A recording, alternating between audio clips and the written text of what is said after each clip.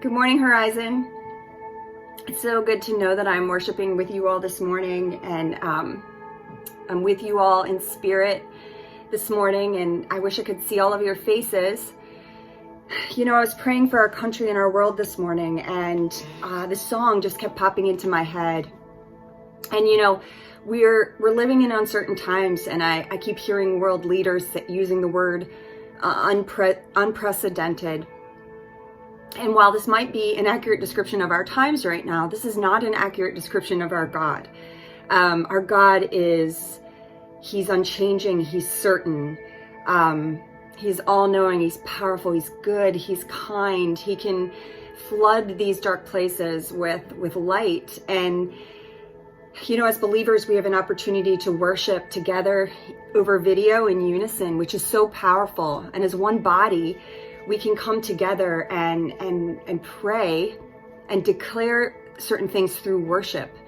And so this morning, as we're worshiping together, we can ask the Lord to push back the darkness of fear, the darkness brought on by fear and anxiety and hopelessness. And we can ask the Lord to break down the walls of uncertainty.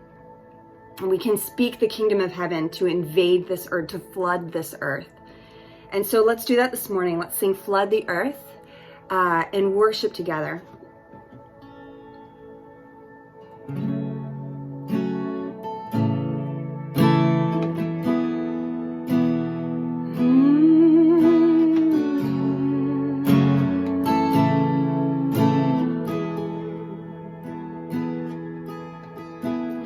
Break down the walls, push back the dark, light of the world,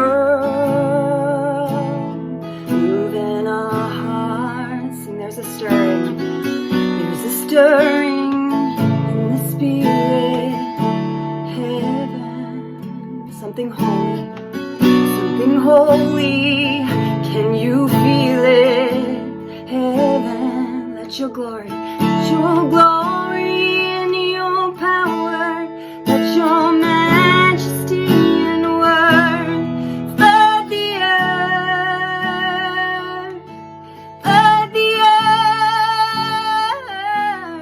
let the rumors of your kingdom, let the name I'll reserve, flood the earth.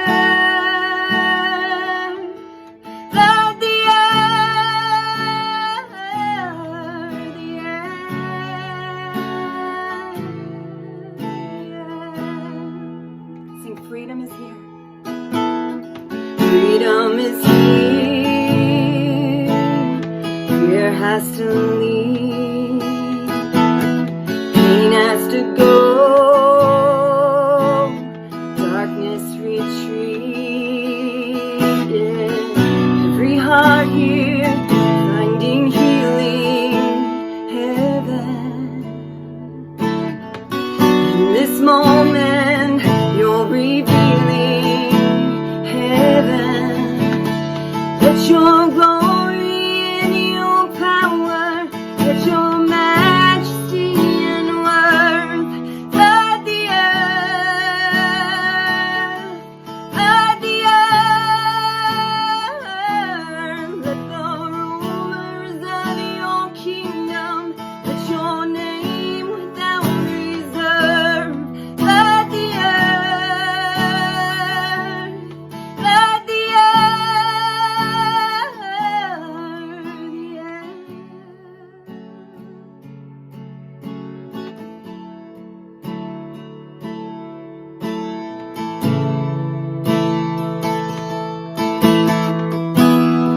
The Lord is invading this place right now. He's invading your home, right where you sit and worship.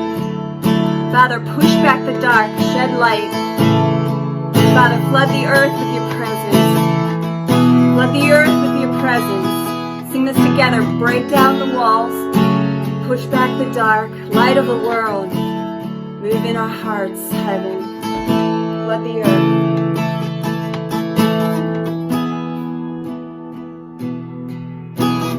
Break down the walls, push back the dark, light of the world, move in our hearts, heaven, flood the earth. Sing that again. Break down the walls, push back the dark, light of the world, move in our hearts, heaven, flood the earth. Sing that again. Break down the walls, sing it out. Break down the walls, push back the dark, light of the world, move in our hearts, heaven, flood the earth. One more time. Break down the walls. Break down the walls, push back the dark, light of the world, move in our hearts, heaven, flood the earth. Sing, freedom is here. Oh, freedom is here. Fear has to leave, pain has to go, darkness retreat, heaven, flood the earth. Sing that again. Freedom is here, fear has to leave, pain has to go, darkness retreat, heaven, flood the earth. Let your glory and your power, let your majesty and word, flood the earth, flood the earth. Let the rumors of your kingdom, let your name without reserve, flood the earth, flood this earth. Let your glory and your power, let your majesty and word, flood the earth, flood the earth. Let the rumors of your kingdom, let your name without reserve, flood the earth, flood the earth.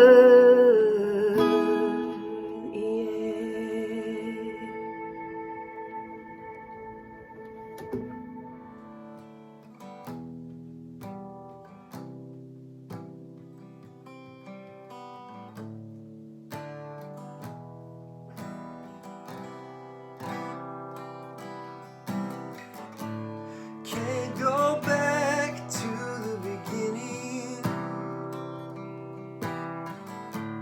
Can't control what tomorrow will bring. But I know here in the middle is the place where you promised to be. Not enough unless you come. Will you meet me here again? 'Cause all I want is all you are. Will you meet me here again?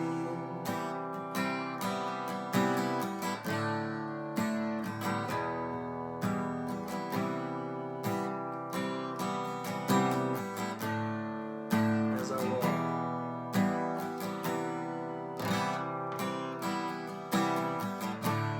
as I walk now through the valley, let your love rise above every fear, like the sun shaping the shadow. In my weakness, your glory appears. I'm not enough, 'cause I'm not enough.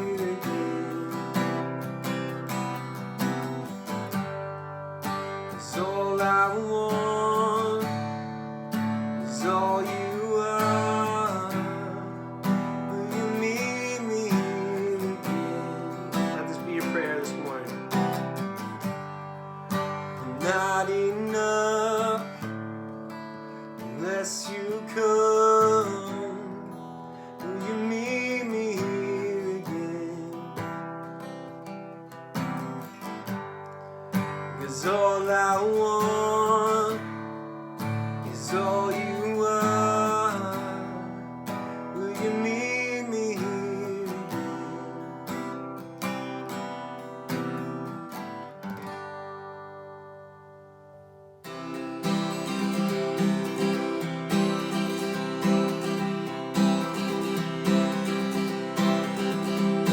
What can wash away my sin? Nothing but the blood of Jesus. What can make me whole again? Nothing but the blood of Jesus. Oh, precious is the flow that makes me white as snow. No other fount I know. Nothing but the blood of Jesus.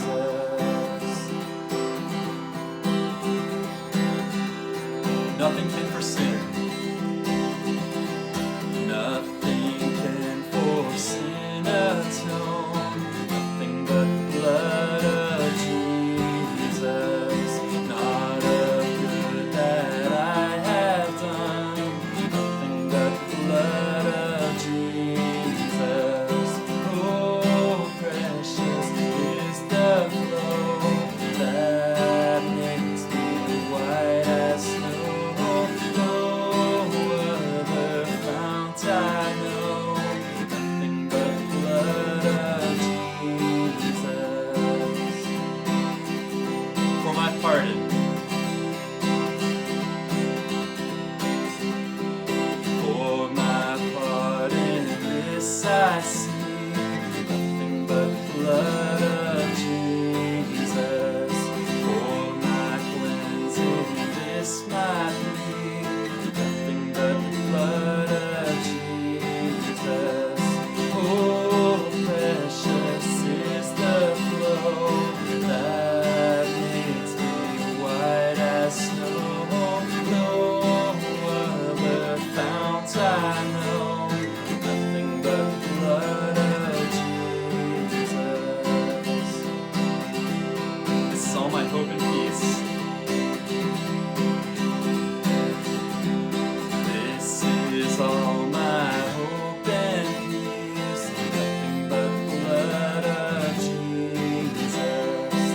This is all my righteousness. Nothing but the blood of Jesus. Oh, precious is the flow that makes me white as snow. No other fount I know. Nothing but the blood of Jesus. Nothing but the blood of Jesus. Nothing but the blood of Jesus.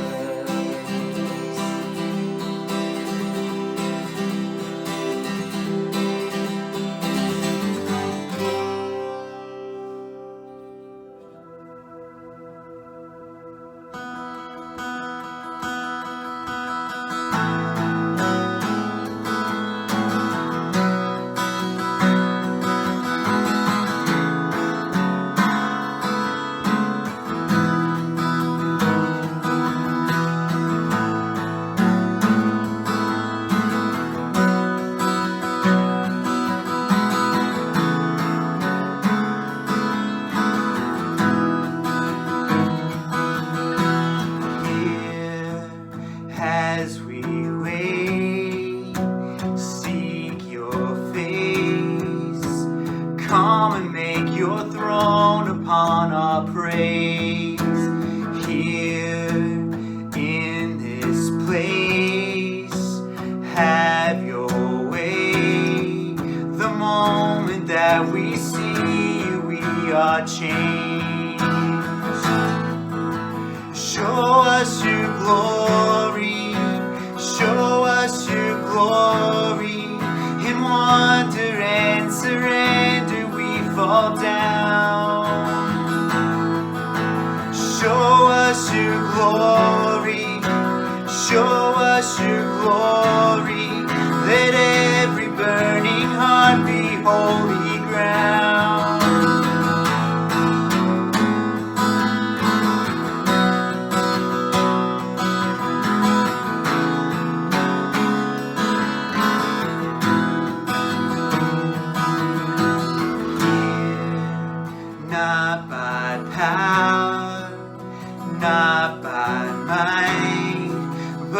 only by the cross we come alive. Here we're undone, overcome by heaven's love revealed before our eyes. Show us your glory, show us your glory, and wonder and surrender we fall down. Show us your glory, show us your glory, let every burning heart be holy ground. Show us your glory, show us your glory, in wonder and surrender we fall down. Show us your glory, show us your glory, let every burning heart be holy ground.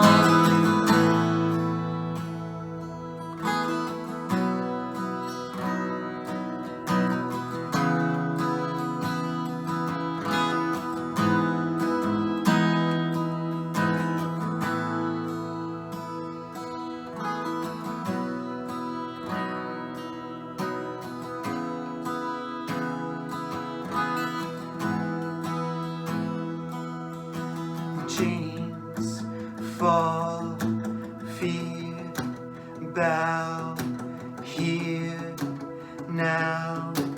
Jesus, you change everything. Lives healed, hope found here now. And Jesus, you change everything. Chains fall, bow here now. Jesus, you change everything. Lives healed, hope found here now. Jesus, you change everything.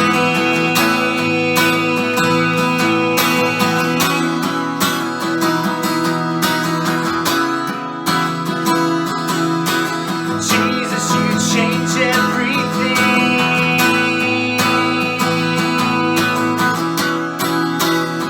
All things are new.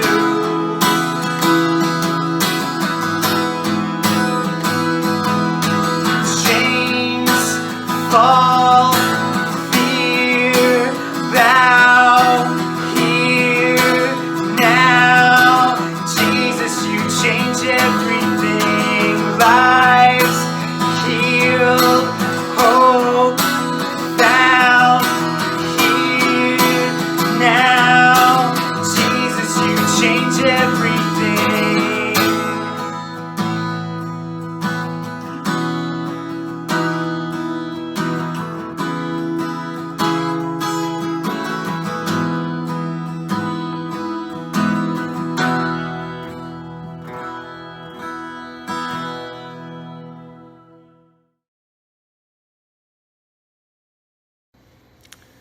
Good morning, Horizon Church. I am on location. You might recognize some of what's behind me. I don't know. But I'm up here at the First Lutheran Church in the Fellowship Hall where we normally would gather on Sundays and worship. And so if you are forgetting what this place is like, just give you a little tour here. This is, if you forget where we normally worship, all the chairs on the side. You know, it's this big empty room now. Maybe this is a view that's more familiar for you. And, you know, I'm up here on a, semi-regular basis in this kind of empty building doing work. And I'm just reminded of a few different things. First of all, that there is such a thing as sacred space. You know, I come into this place and I remember our worship gatherings together, and I just think, man, there is something to certain spaces, you know, certain places that maybe we go on a hike in the woods, our favorite place, or a place that we're worshiping, on a regular basis, or maybe a room in our house that we like to do quiet times in. There is such a thing as sacred space. And as I look around, I feel like this is one of those places. This is, a sacred space. But then I'm also reminded immediately after that the church is not the building, the church is the people. And while there certainly is sacred spaces that we can come into and feel the presence of God, really the people of God, that is the church. And so today we have a special treat for everyone. We're going to hear from members of Horizon Church and just some neat things, some testimonies that have happened in their life, some things that they're involved in, and some ways that God has moved powerfully in their life. And so I hope you enjoy this morning as we get to hear from our very own members of Horizon Church. I am here with Rhonda Sanco, and she is the Executive Director of Araminta Freedom Initiative.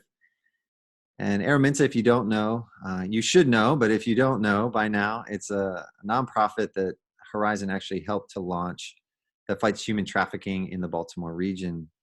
And so Rhonda is a part of Horizon, and she's now the Executive Director of Araminta. So we wanted to pick her brain a little bit about what she's seen there at Araminta, and just hear her testimony about all of that. So Rhonda, can you help us get to know you a little bit better? What did you do before you were the Executive Director of Araminta Freedom Initiative? Well, a long time ago, I was a therapist in Texas, and I specifically worked with trauma patients, primarily in psychiatric hospitals. So had actually quite a bit of exposure to people that had experienced really significant trauma. My husband and I adopted 3 little girls through foster care, and we have raised them to adulthood. And so that's been a growing experience for us all. And then most recently, professionally, actually, I ran an enormous population health program for Care First Blue Cross Blue Shield. So I've had quite a wide range of experiences that sort of seem to be tying in together here at Araminta. Yeah, it seems like all of that would sort of help you with this job. So how did you get interested in this, interested in Araminta, interested in becoming the Executive Director? Well, it's kind of funny because trafficking is actually occurring all around us, and we tend to not see it. We tend to not even know it's right there under our noses. And so that was where I was too, until we actually our family had a personal encounter with trafficking and with just the powerful seduction of wooing children in. And so having had experience of that, just the systematic crime against children, it's like you can't come to know about it and not say, I'm going to do something. I'm going to stand into this one too. Yeah, it's for those of us that have been involved, it's really heartbreaking, super dark, and yet I love that you are the Executive Director, bringing light to that darkness. It's absolutely essential, and so it's exciting for us to have the Executive Director as a part of Horizon Church, leading the way there. I'm sure in the midst of your job, you've gotten to see behind the scenes. You've gotten to meet survivors and hear their stories.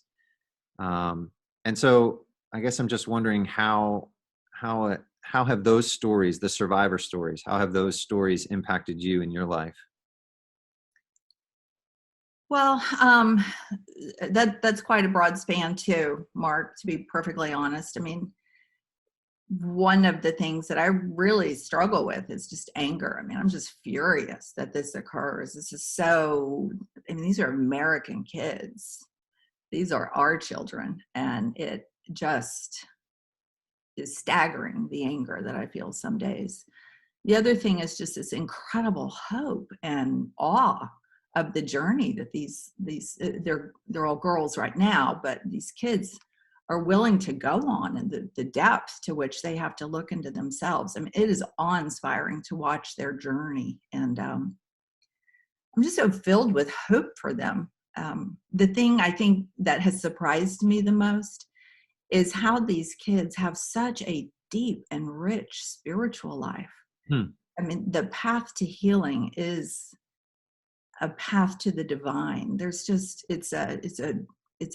the journey looks different than the one you took or the one I've taken, or, probably most of the people in our church, but it's absolutely, I just have come to believe there is absolutely no healing for them without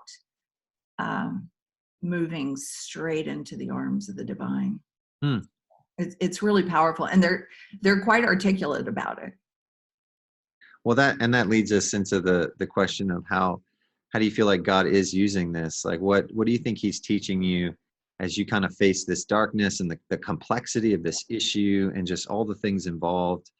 And then on top of that, you have to do it in the middle of a global pandemic. No problem, right? I'm up for it. It's kind of funny. When I first got there, I mean, I'd gone from this huge, population health program, lots of resources around, lots of people, to this team of 7 people and this enormous darkness that we're fighting. And just sitting there one night in a meeting, it was a church engagement meeting, and I was just sitting there one night thinking, what have I done? What have I done? I mean, it's like the first or second month. And I just all of a sudden was so overwhelmed with the presence of God. I mean, nobody else saw it. So it's for me, but I mean, it was so overwhelming. And it was just like, Rhonda, just, it's almost like, get over yourself. This is mine. I've got it. I got you. It's my work you're doing. So. Yeah, that's really powerful. I mean, I thought I'd prayed a lot before, but oof. Yeah. Well, and it's so important to remember, I think, in a time like this, during a crisis like this, we can fold in on ourselves a little bit and just think about our tribe and our resources and our struggle or our pain. It is a good reminder that there are people experiencing really traumatic darkness, and still, it doesn't go away because a pandemic came along. And so as we're sitting here listening, and if there's something that we would want to help Araminta in this time, even in this time, or help you or contribute in some way, what are some good ways that Horizon people can just help Araminta in this season? Well, I do want to say that I'm extremely proud of Horizon people, because Horizon really has a lot of representation there, and I'm just so proud. We're not that big of a church, and yet we have people on our board from Horizon. We have mentors from Horizon. We have a good church engagement. Our ministers are very engaged, so I'm really proud of Horizon. Obviously, resources are always an issue for a nonprofit, and right now, people could go to aramintafreedom.org, and there's a donation page if you want to click and help. We're raising resources specifically for survivors right now, just specific for that. We also have our 5K coming up, which I would love to have runners from Horizon, a Horizon team. And you can also become a runner and not actually have to run. So this year it's a virtual run because we can't all be together in the park. And so we actually have full teams of people that are going to sit on the sofa all morning on May the 9th. And they're going to be wearing their t-shirt and still posting to Instagram. So we need that as well. You can go on and sign up. You can go on and you can like our posts and help us kind of get the word out and get additional runners. So let me get this straight, Rhonda. I can either like do a selfie of me running down the road, or I could grab a bag of potato chips and do a selfie shot there of me on my couch, contributing financially, in some way, raising funds for Araminta. But both count for the virtual run. Is that right? Equally valid. Yes, Mark. This is your year. This is your big year. This is my favorite event that Araminta has ever done. Yeah, it is. I think my own mom, who's 80, is going to get her first race T-shirt this year. That's incredible. Well, I should also mention that Rhonda is a part of our leadership team at Horizon. So she not only is leading Araminta, but she is also making big, important decisions for Horizon. So Rhonda, we just appreciate you. Thank you for sharing just a bit of your story this morning. And thank you for casting some vision for Araminta and helping us all get out of our inward focus a little bit. And appreciate you being with us this morning. So thanks, Rhonda. Thanks, Mark. So I'm here with Mick, and Mick's going to share a little bit about what God has placed on his heart recently and some things that God is doing in his life. So welcome to you, Mick. How's it going? Real good, real good. How are you? You surviving this coronavirus stuff? One day at a time. Sorry, I got some cute kids to hang around with. Yeah. Well, a few months back, the Lord really did something neat in your heart and put something on your heart. Can you tell us a little bit about that? Yeah. So a few months back, we started Without a Hook. It was last November. And pretty much what we've been doing is going through and trying to bless the community in Glen Rock, which is a little bit of a poorer area. A lot of the different stuff that we've been doing is helping people around their houses, people that, own their homes, but either don't have a job or just, old, just can't do whatever. So whether they're not financially capable or physically capable, we've been doing that. That's just like the sideline thing. The main thing has been feeding people. Like almost every other week, we've been able to go to a place called Ruins Park, and just kind of, it's been weird blessing people by it. Just it blows up every single time. It's something completely different. You go there and you have a plan, you have your food, prepped, and you're ready to cook with a smoker or grill or whatever. And then it just expands, just exponentially every single time. Something else is just weird. Somebody's asking for prayer. Somebody wants to talk to you about Jesus. That's just kind of like, it's always the same thing. Why are you doing it? And that's where the name came from, Without a Hook. Okay, so the name of what you're doing is called Without a Hook. Yeah. And the primary thing that you're doing is cooking just a ton of food for people. A ton of food. Like 80 pounds of chicken thighs when I don't know anybody showing up. Like, yeah, like Time 50 out. pounds of burgers. You're cooking how much food for people you have no idea if they're showing up? 80 pounds of chicken? 80 pounds of chicken, 50 pounds of potato salad. We did 80 pounds of macaroni salad the one time. I mean, that 80 pounds of macaroni salad is a lot of food. It's a lot of food. But yeah, so just all right. So the first time we did it, I didn't even put out flyers. We didn't tell anybody. And I'll go through how we found the place in just a second. But the place called Ruins Park, I took my smoker, I took a ginormous cooler full of marinated chicken, and I just went down there and started cooking. And but before that day, we ended up having somebody come, I was like, started trying to call different churches. And that day, all of a sudden, I'm like, I didn't put out any flyers. I got way too much food. I'm going to freeze it. Let's go pass out flyers. And I mean, as clear as day, was just like, you're doing this because I told you to do it. Go do it. And it was like, but nobody's going to come. All right, I'm going to go do it. No, I'm not. Yes, I am. And then we did it, and it was awesome. And we ran out of food. And it was like just people coming up and being like, just walking by like, what are you guys doing over there? And then you can be like, are you hungry? Come on over. Like, that's the only requirement. If you like food and you're hungry, come here. And from that, it's just blown up into this whole other thing. So how did this even start? Like, where did the idea come from? How did God place this on your heart? So Ryan gave a message. I don't remember the name of the message. I'm terrible with stuff like that. But it was in mid-November, and it was pretty much like the Jews are supposed to go to Samaria, and they're like, no. And, that was kind of the whole thing, like that walk, that step of faith. Go do what I'm telling you to do. Use your gifts to impact the community around you. And as Horizon, we are very, we are good at going in Towson. We're pretty good at going to Baltimore and taking charge of stuff out there and being responsible for our community. Well, I live in Pennsylvania. And Cadora State Park, where I live, is a nicer area, but I drive through Glen Rock all the time. And after 8 o'clock at night, you can kind of start being like, you know, what's going on? I'm okay driving there. I don't want Jackie driving. So that was kind of the whole thing. So Ryan said, go do it. You know, like God was telling me to go do it through that message. And within a week and a half, he said that on Sunday. The next Wednesday, I was cooking food. And it was just, I mean, there was no time to make flyers.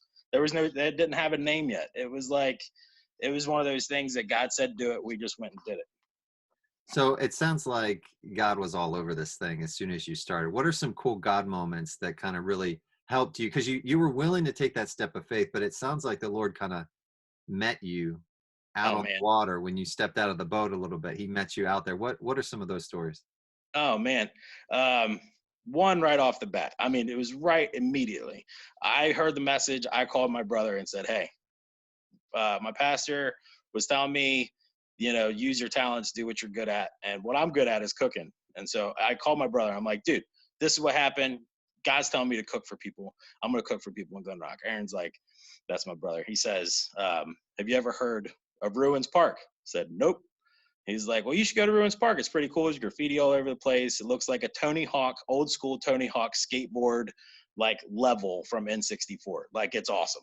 I'm like, heck yeah, that's right on my alley. So I'm listening to it. I'm talking to Aaron. I'm praying. And it was just one of those things where I'm like, you know what? If anybody's going to know who I need to talk to give away free food at Ruins Park, then I need to talk to Matt Davis. I used to own Manu Forte Brewing, and he did all the events. He actually does beer events at Ruins Park, which I didn't know at the time. So it was pretty cool. So I was praying about it. Aaron tells me about this place called Ruins Park. Sounds like it's right up my alley. I called Matt. This is now Monday morning. I'm walking through Walmart. I'm calling Matt. And he says, he's like, well, what do you want to do? I'm like, I want to give away food. I want to clean up the community. I want to help clean it up, push the drugs out, whatever. And I started describing Ruins Park to him. I'm like, it's really cool. There's graffiti all over the walls. I'm going to take my smoker. I'm going to cook for everybody. I'll probably teach people how to brew beer there. And, you know, what do I need to do? Who do I need to talk to? And I'm describing Ruins Park to him. And like a light bulb, just boom. He's like, Mick, shut up. I know what Ruins Park is. I bought it last July. And you're like, what? Wait, he bought the place? He bought it. It's not a state park. He owns Ruins Park. He bought it last July for like nothing. So I'm like, so what do I need to do? He's like, you want me to bring you the keys today or tomorrow? Oh, I'm like, I've never even been there. I don't even know where it is. He was like, well, you should figure that out, and I'll meet you there and give you the keys to the electric. I'm like, oh my goodness. Dude, so I mean, that's just the first thing. Every single time that I go somewhere and start doing anything with this, and I just am able to start talking about Ruins Park without a hook. We're going to clean it up. We're sprucing the whole place up. Obviously, this COVID thing has pumped the brakes a little bit. We still got to serve some food last week, and we're doing it again next week with the community center and through the government and everything else. But anytime that we go anywhere, God's hand is like just so heavy on this thing. I went to another just quick God story. I went to open up a checking account at People's Bank. Great little bank. Never really banked there. I don't know any of them, whatever, but I started telling them, I'm like, I just want a checking account until I can I don't want this in my bank account so it doesn't get all mixed together, because people that donate money really helps us buy food, buy materials. And I just am talking to these women, bunch of older ladies in there. They start kind of gathering around. I have my foster son with me, so he's cute. And so I could have done this in 5 minutes, but as I'm talking about without a hook, I've been there for an hour. Now People's Bank is getting ready to be one of our official sponsors. They want to pay us to clean up the community and feed the people. I'm like, I mean, it's just one of those things. You go in to open up a checking account, you get a sponsor that's ready to give you like tens of thousands of dollars to do what you're ready to do. Once, you know, that's probably down the road, but I've got a meeting with the president of a company because I opened up a checking account. Wow. Thank you, God. Well, and I know from talking to you behind the scenes, you have like 20 of these stories where Oh yeah, it just seems like one thing after the other, the dominoes kept falling, like God just kept blowing open the doors for you. dude, it is insane. I mean, I know we were talking about it before, like what makes somebody want to do this? What do you say to somebody that's when God starts pulling on the heartstrings and like these stories, those are two stories, those aren't even the best ones. I should have thought better about like which ones to share. Those are great stories, but the everyday stuff, when people are, calling you crying, this is like, I can't believe that you guys got to feed all of us. This was amazing. What can we do to help you? These are the people we're trying to help. Those are like also, I mean, it's every single day. You just jump. God says jump, you say how high. I mean, that's the way to do it. And if you can continue to do that, and sometimes it's uncomfortable. I'm an introvert. I don't really like talking to people. This is actually awesome, talking to people like this. But no, but like, if you just keep doing it and keep jumping, eventually your legs get stronger. And those like little conversation, First Fruits Farm, they gave away like over 1 million metric tons of food. Now they sponsor Without a Hook. They gave away 1 million metric tons of food last year, 2019. Now they sponsor Without a Hook. Like, it's just kind of weird. And those people are like, they stopped by and grabbed a hot dog. They were like, what are you doing? You feeding people? We like Jesus too. And you're like, all right, yeah, let's do that. And so then it's just, there's so many stories. It's funny. It's cool. So your basic advice is if the Lord is tugging on your heart to do something, do it. Go that way. And watch him, blow open the doors for you. Yeah. That's amazing. Man, I love that story. Mick, thanks for sharing it with us. Thanks for being with us. Cheers. And man, I think this thing is just going to keep going. Sounds like it's just going to keep going bigger and bigger. So it's going to be a part of it. But thanks, man. Appreciate it. Cool, man. Talk to you later. All right. We are here with the Arpasis, Anna and Aaron. And thank you guys for being with us and sharing your story. You guys this last year went through just an incredible pregnancy, an incredible story that had all kinds of twists and turns. Yeah. And so we just want to hear a little bit about that story and about Wyatt and all the things that, not all the things, right? We don't have time for that. Some of the things that God did and some of the things that you learned through that experience. So for people who don't know, can you kind of catch people up to speed on this last year for you guys? Yeah, so I'm Anna. Hi. I'm Aaron. For those of you that don't know us. So yeah, we have 2 kids. Paisley is 6 and Joy is 3. And then Wyatt, he is 5 months. So kind of a little bit about like our history.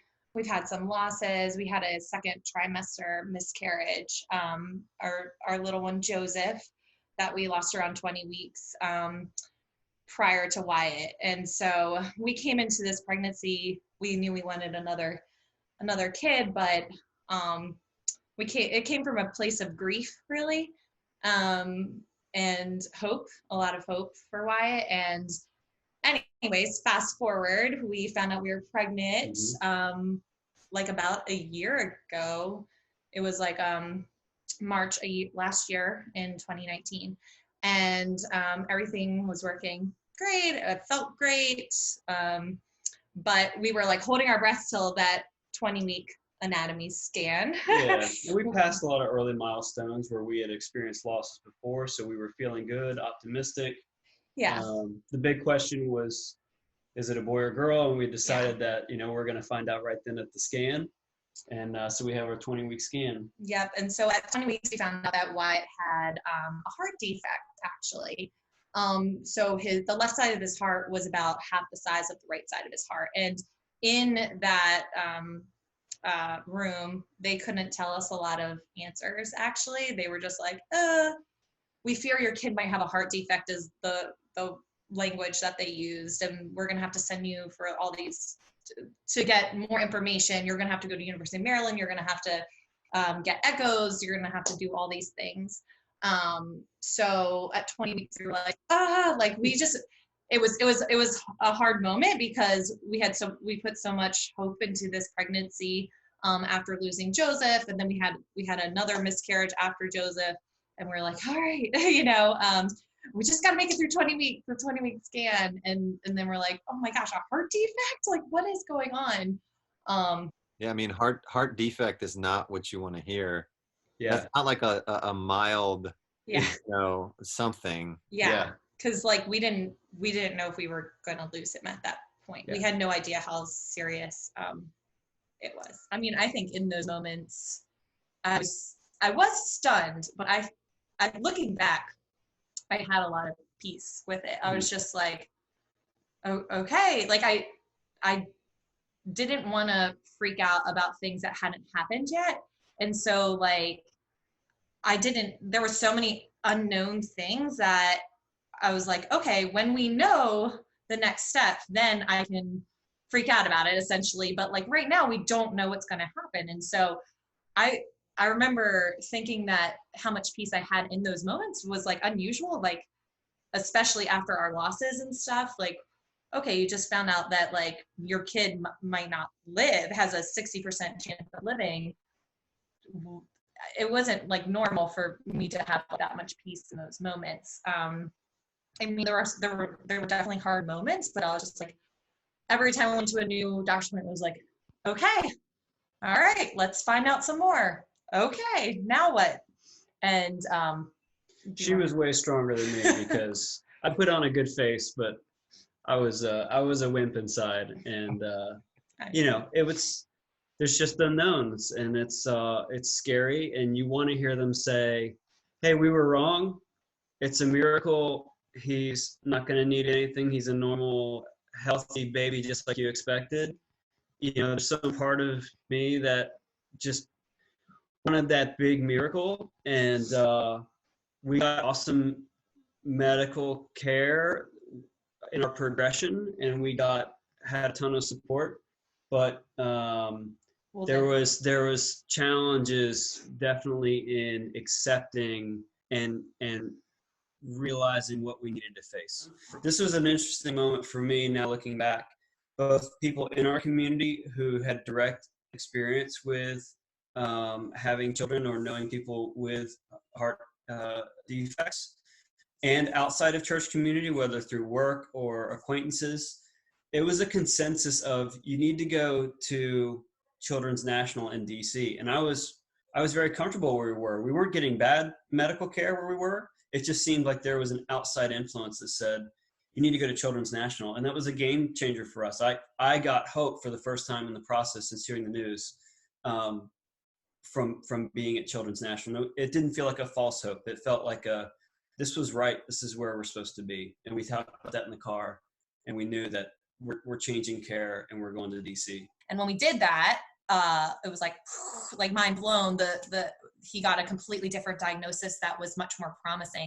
And I just remember in that moment being like, oh my gosh, like I didn't think it was an option that he didn't have this serious hypoplastic left heart syndrome. And we left that meeting, and we had been praying so hard, and everyone had been praying so hard in between these doctor's appointments, and we left that meeting, and I just remember the doctor saying, he does not have hypoplastic left heart syndrome. And she took the paper and ripped it apart. Like she was like, because the nurse had like printed information for us for this particular heart defect. And she just like tore it apart in the meeting. We were like, what is happening right now?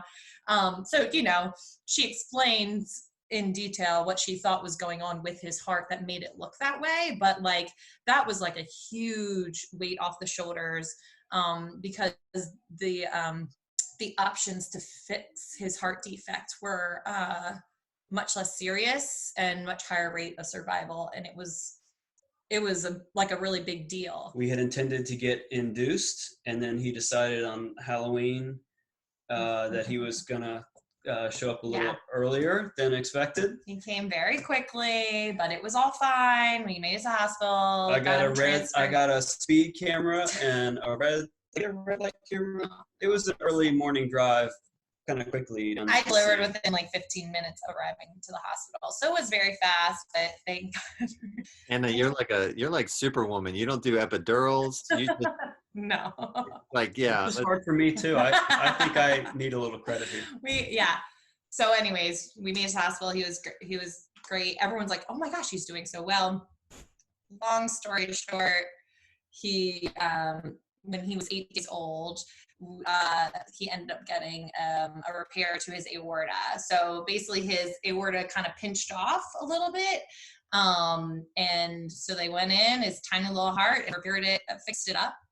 And yeah, we were out of the hospital at 17 days. We stayed in the hospital for 17 days, but that's a very fast recovery for a little baby with a heart defect and with heart surgery.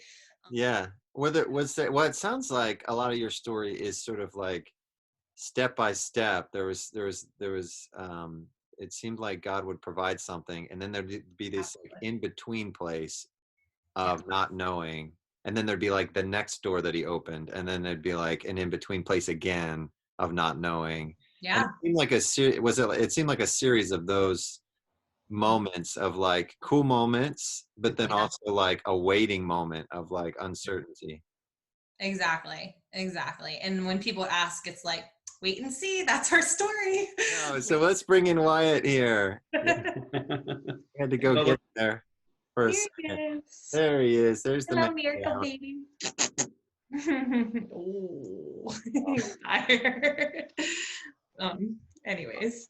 Hey, so last bit of advice for people who are going through something where there's a lot of uncertainty and a lot of confusion and a lot of questions, just like you guys dealt with.